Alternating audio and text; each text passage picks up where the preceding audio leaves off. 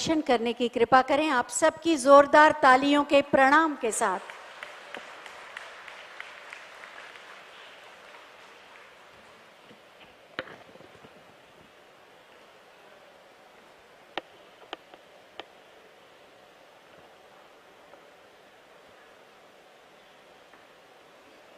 महाकुंभ प्रयागराज में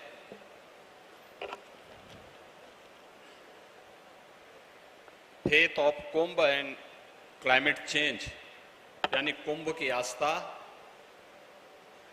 और जलवायु परिवर्तन से संबंधित इस विशेष कॉन्क्लेव में अपना आश्री वचन देने के लिए यहां पर उपस्थित जगतगुरु शंकराचार्य पूज्य स्वामी वासुदेवानंद सरस्वती जी महाराज, परमार्थ आश्रम के परमाध्यक्ष पूज्य संत स्वामी चिदानंद सरस्वती मुनि जी महाराज,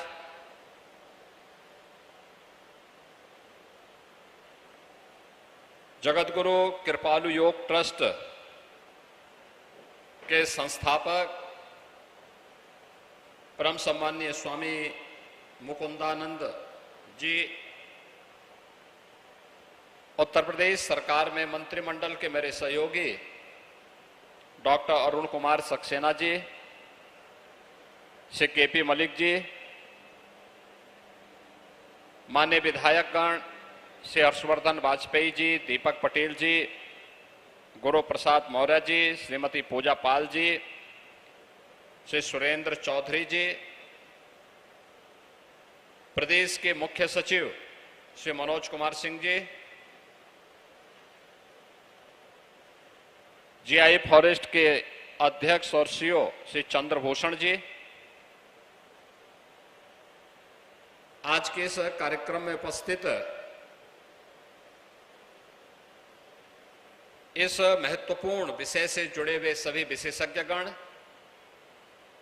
और उपस्थित बहनों और भाइयों, मैं सबसे पहले महाकुंभ प्रयागराज में आस्था और जलवायु परिवर्तन जैसे महत्वपूर्ण मुद्दे पर एक चर्चा का विषय बनाने और इस चिंता को चिंतन में बदलने के इस पूरे कार्यक्रम की सराहना करते हुए आप सबकी उपस्थिति के लिए मैं आप सभी का हृदय से स्वागत करता हूं, अभिनंदन करता हूं। मुझे यहां आने में कुछ देर हुई। कारण था कि मैंने कहा मैं एक बार जब प्रयागराज में आया हूं तो आने वाले श्रद्धालुओं की व्यवस्था को लेकर के जब भी मैं आता हूं तो एक बार थोड़ा व्यवस्था पे नजर दौड़ाता हूं। जब हम आज के परिप्रेक्ष्य में जलवायु परिवर्तन की बात करते हैं और एक दूसरे पर दोषारोपण करते हैं तो वही स्थिति महाकुंभ के अवसर पर भी हम सबको देखने को मिल रहा है। मैं ऊपर से सर्वे कर रहा था, देख रहा था अलग अलग जगह पर पार्किंग की जगह खाली है, लेकिन हर व्यक्ति सड़क पे अपनी गाड़ी पार्क करके और संगम में स्नान करने के लिए चला रहा है। अगर वही व्यक्ति पार्किंग के स्थान पर अपनी गाड़ी खड़ी करे, हो सकता है उसको 100 मीटर पैदल चलना, 100 मीटर और पैदल चलना पड़ सकता है अतिरिक्त, लेकिन कहीं सड़क पे जाम नहीं होगा और आसानी से वह संगम में स्नान भी करेगा और फिर आसानी से यहां से निकल करके अपने गंतव्य तक भी पहुंच सकता है। और यही हमारे दैनिक जीवन की भी विसंगति हो गई है। हर व्यक्ति केवल दोषारोपण तो कर रहा है, लेकिन इस जलवायु परिवर्तन से बचने के लिए किए जाने वाले प्रयास में हम सब कहां भागीदार हैं, इसके बारे में चिंतन में सहभागी बनना और फिर उसको अपने व्यवहारिक जीवन में उतारने में कितना भागीदार बन पा रहा है, ये सचमुच महाकुंभ के एक संदेश का हिस्सा बनना चाहिए। हम सब आए हैं यहां पे त्रिवेणी के संगम में स्नान करने के लिए। आप याद करिए, आज से 10 साल पहले क्या गंगा और क्या यमुना नदी इसी प्रकार की अविरल और निर्मल रह गई थी?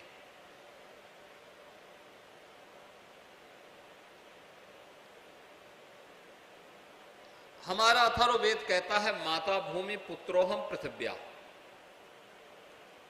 यह धरती हमारी माता है, हम सब इसके पुत्र हैं। हम जब अपने वैदिक सूत्रों में ढूंढते हैं तो हमें शांति पाठ में इस चराचर जगत के कल्याण की हम बात करते हैं, लेकिन दैनिक जीवन में हम स्वयं के मार्ग में, कल्याण के मार्ग में स्वयं बैरियर बनकर के खड़े हो जाते हैं। एक प्रश्न हमारे सामने है। आज सायंकाल तक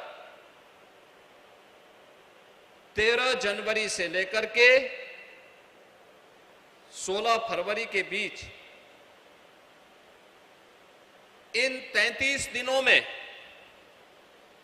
52 करोड़ श्रद्धालु मां गंगा, यमुना और मां सरस्वती की इस पावन त्रिवेणी में आस्था की डुबकी लगा चुके होंगे। 52 करोड़ लोग तब यहां डुबकी लगा पा रहे हैं जब मां गंगा और यमुना में और मां सरस्वती की कृपा से अविरल जल है। और जो भी डुबकी लगा रहा है वो एक आध्यात्मिक ऊर्जा का अनुभव करके अपने अनुभव को जब अपने गांव में और अपने आसपास के क्षेत्र में साझा कर रहा है, तो वहां से फिर बड़े पैमाने पर श्रद्धालु आकर के इस पूरे आयोजन को इस रूप में सफलता की नई ऊंचाई तक पहुंचा रहे हैं कि दुनिया का ये सबसे बड़ा आयोजन बन गया, सबसे बड़ा आयोजन बन गया। आयोजन बड़ा है, स्वाभाविक रूप से हर व्यक्ति के मन में एक जिज्ञासा भी है। कल दुर्भाग्य से नई दिल्ली रेलवे स्टेशन पर एक दुर्भाग्यपूर्ण घटना घटित हुई। मैं इस अवसर पर उन सभी पुण्य आत्माओं को विनम्र श्रद्धांजलि भी अर्पित करता हूं, लेकिन बहनों और भाइयों, हम सबको सोचना होगा कि कार्बन उत्सर्जन का और पर्यावरण के प्रदूषण का कारण ही जलवायु परिवर्तन है। और जलवायु परिवर्तन का ही कारण हमारी अविरल इस धरती माता की धमनियों के रूप में जिन नदियों को कार्य करना चाहिए था, वे सूखती जा रही हैं। अनुमान करिए, अगर शरीर की रक्त धमनियां सूख गई तो शरीर की स्थिति क्या होगी? और ऐसे ही धरती माता की स्थिति भी है। अगर धरती माता की धमनियां सूख गई या प्रदूषित हो गई, जिन धमनियों से रक्त का प्रवाह होना चाहिए, अगर वहां पे रक्त का प्रवाह होने की बजाय वहां पे पॉल्यूशन आ जाएगा, गंदगी आ जाएगी, तो शरीर की जो स्थिति होनी है वही स्थिति धरती माता की भी हो रही है, जो हम अपने स्वार्थ के लिए नदियों को के जीवन के साथ खिलवाड़ कर रहे हैं, धरती माता के साथ खिलवाड़ कर रहे हैं। और इन्हीं बातों को ध्यान में रख करके सिंगल यूज प्लास्टिक को पूरी तरह बैन किया गया। देश के अंदर प्रधानमंत्री मोदी जी ने घरों में ईंधन के रूप में जंगलों को काटने, कोयले का उपयोग करके जो कार्बन उत्सर्जन हो रहा था, उसकी जगह ग्रीन ईंधन के रूप में एलपीजी के 10 करोड़ से अधिक कनेक्शन फ्री में उपलब्ध करवाए, जिससे लोग इसका उपयोग कर सकें।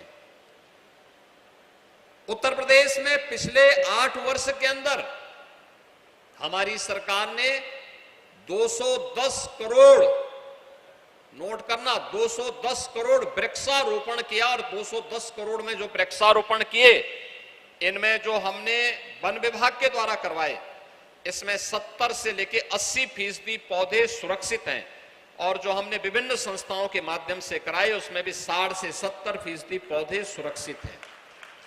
फॉरेस्ट कवर को बढ़ाया गया। डीजल से चलने वाली बसेज के स्थान पर इलेक्ट्रिक बस को प्राथमिकता दी, उसको प्रमोट किया, उसके लिए पॉलिसी बनाई, उसके लिए अनेक कार्यक्रम बढ़ाए। मर चुकी नदियों को फिर से पुनर्जीवित करने का काम किया। आज जो संगम में इतना पावन स्नान एक साथ एक दिन में, अन्य कुंभ के अवसर पर मौनी अमावस्या के दिन जितनी भीड़ होती थी उतनी भीड़ इस बार हर दिन हो रही है, हर दिन हो रही है। और कारण था, नदी को चैनलाइज किया गया, संगम का दायरा बढ़ाया गया, बड़ी संख्या में लोग यहां आ सके। इसके लिए पहले दिन से तैयारी की गई कि संगम में हर समय 10,000 से लेके 11,000 क्यूसिक वाटर हमेशा मौजूद रहना चाहिए, गंगा जल हमेशा मौजूद रहना चाहिए, जिससे किसी भी श्रद्धालु को कोई समस्या न होने पाए, उसकी आस्था के साथ खिलवाड़ न होने पाए। और तब जाकर के इतना बड़ा आयोजन एक साथ संपन्न हो रहा है। और जो एक बार डुबकी लगा रहा है, अगर थोड़ा पैदल चलने में उनको कष्ट भी हो रहा है तो पूरा कष्ट भूल करके जन्म और जीवन दोनों को धन्य धन्य समझ करके पुण्य का भागीदार भी बन करके आगे बढ़ रहा है। देश के अंदर इस संदेश को लेके जा रहा है, और इसीलिए हमारा प्रयास होना चाहिए कि हम भी इसमें कैसे भागीदार बन सकते हैं। दैनिक जीवन में प्लास्टिक का उपयोग करना क्या हम रोक पाएंगे? क्या नदियों पर कब्जा करने और अतिक्रमण करने की प्रवृत्ति को हम कंट्रोल कर पाएंगे? वन्य जीवों के प्रति क्या हमारे मन में भी संवेदना जागृत होगी? क्योंकि जैसे हमारा व्यक्तिगत जीवन चक्र है, ऐसे ही इस धरती माता का भी अपना एक जीवन चक्र है।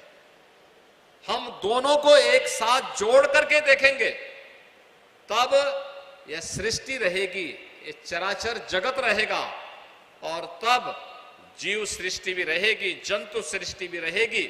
और जो आज चंद्रभूषण जी ने अपने 4 स्लाइड के माध्यम से बहुत कुछ कर दिया है, मुझे लगता है वह हम सब के लिए एक नई प्रेरणा होगी।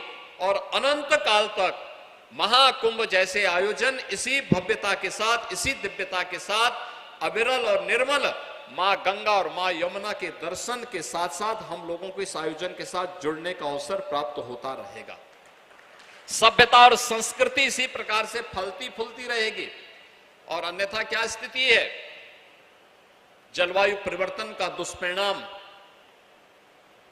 लाइटनिंग की घटना, आकाशीय बिजली गिरने की घटना। मुझे याद है 2 वर्ष पहले एक ही दिन में आकाशीय बिजली से मिर्जापुर से लेके बिहार तक 90 लोगों की मौत हुई थी 1 घंटे के अंदर, आकाशीय बिजली गिरने से। आज टेक्नोलॉजी इंप्रूव हुई है, काफी बढ़ी है। अर्ली वार्निंग सिस्टम बहुत सारी जगह लगाए गए हैं, लेकिन इस संबंध में बहुत कुछ किए जाने की आवश्यकता है। और बहुत कुछ किए जाने के लिए ही जो देश, हमारे वेदों का, उपनिषदों का, शास्त्रों का संदेश है, उस संदेश को दैनिक जीवन में भी, अपने व्यवहारिक जीवन में भी अगर हम उतार सकें और हम भी सहभागी बन सकें। एक पेड़ मां के नाम, एक पेड़ आस्था के नाम लगाने के क्रम में हम भी सहभागी बन सके। हमारे पास व्यक्तिगत लैंड है तो उसमें लगाएंगे, नहीं है सार्वजनिक स्थान पर लगाएंगे, वन विभाग से संपर्क करेंगे, उद्यान विभाग से संपर्क करेंगे, कहीं तो हम भी लगाने की प्रक्रिया का हिस्सा बने। याद रखना, मनुष्य ही केवल इस सृष्टि का एकमात्र जीव नहीं है, और अकेले मनुष्य से सृष्टि का संचालन भी नहीं चल सकता। जीव जंतु सभी का जीवन चक्र मनुष्य के साथ जुड़ा हुआ है, और मनुष्य का उनके साथ जुड़ा हुआ है। जब ये सभी का अस्तित्व रहेगा तो हमारा भी अस्तित्व रहेगा। अगर उनके अस्तित्व के ऊपर संकट आएगा तो हमारे अस्तित्व के ऊपर भी संकट आएगा। हम किसी दूसरे प्रलय की प्रतीक्षा न करें, बल्कि अभी से तैयारी करें। और कुंभ का संदेश यही है कि आस्था के साथ साथ हमें जलवायु परिवर्तन के उन कारकों पर विचार करते हुए उसके निवारण का उपाय हम सबको मिलकर के करना होगा।